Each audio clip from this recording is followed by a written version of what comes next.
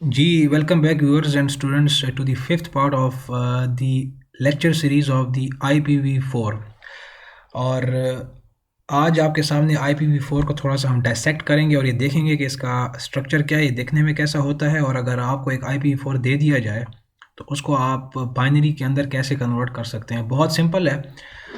अगर आपके पास तीन डॉटेड नोटेशंस आ जाएं, इसे डॉट नोटेशन कहा जाता है क्योंकि यहाँ पर एक डॉट, दूसरा और तीसरा, ये तीन डॉट हैं और इनके बीच में आपके पास चार आईपीज़ हैं, सॉरी डेसिमल नंबर्स हैं, 172, 16, 122 और 204। ये चार डेसिमल नंबर्स अगर हों और बीच में आपके पास तीन डॉट्स आ जाएं तो आप ये समझ जाएं कि ये जो पूरा एक स्ट्रक्चर है, this is an IPv4 address.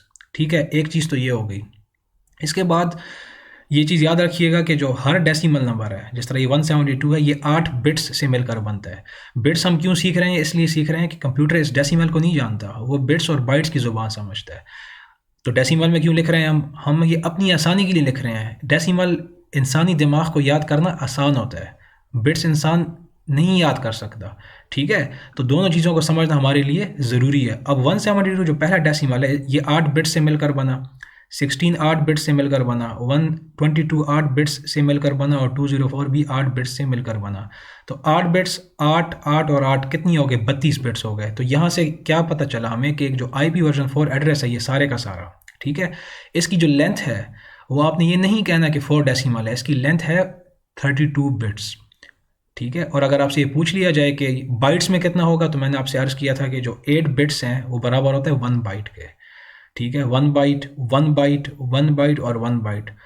तो अगर आपने बाइट्स में बताना है कि एक IPv4 एड्रेस की लेंथ कितनी है, तो कितनी बाइट्स हो जाएंगी? 4 बाइट्स। यानी कि जो लेंथ है IPv4 एड्रेस की वो है या तो 32 बिट्स या 4 बाइट्स। अब ये है कि आप कहेंगे कि दिखाएं भी तो सही ये कैसे होगा, तो हम जल्दी से देख लेते हैं। डेसिमल टू बाइनरी कन्वर्जन आपको सिखाई इसलिए थी, या बाइनरी टू डेसिमल, कि आप इजीली IPv4 एड्रेस को कन्वर्ट कर सके बाइनरी के अंदर। देखें ये वही चार्ट है। 2⁻0 क्या है? 1, 2⁻1 2, और इसको आप ले गए कहाँ तक? 2�7 128। बेसिक मैथ्स है, मैं एज्यूम कर रहा हूँ सारों को, सुनने वालों को ये चीज़ आती होगी।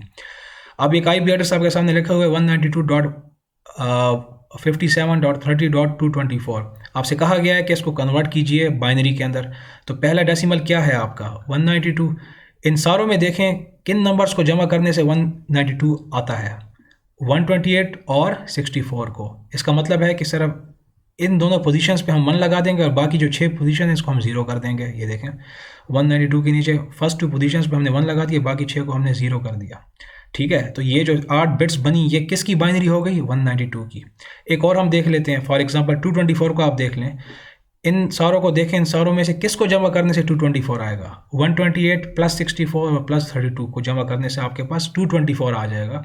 तो इन तीनों की पोजीशंस पे हम 1 लगा देंगे और बाकी 5 पोजीशंस को हम 0 कर देंगे। तो ये देखें 224 की जगह ये जो लास्ट है इसकी जगह हमने क्या किया? 3 1 और 5 0 लगा दिए। और सिमिलरली 57 और 30 भी इसी तरीके से कन्वर्ट किए गए हैं। तो अब अगर आप इस सारे को देखें, ये हकीकत में कंप्यूटर के अंदर ये चीज़ जा रही होती है। ठीक है, ये कितनी बिट्स हैं? 8 जमा 8 जमा 8 जमा 8, 32 बिट्स हैं। ठीक है, तो ये IPv4 एड्रेस है जो कि हम नहीं याद कर सकते। अगर इसको देखें, ये फिर भी हम याद कर सकते हैं। तो इसीलिए डेसिमल इंसानों की आसानी के लिए बनाया गया और बाइनरी जो है वो कंप्यूटर चूँकि समझता है, तो इसीलिए डेसिमल टू बाइनरी कन्वर्जन सीखी जाती है ताकि हम ये भी देख सकें कि कंप्यूटर IP एड्रेस को कैसे देख रहा है।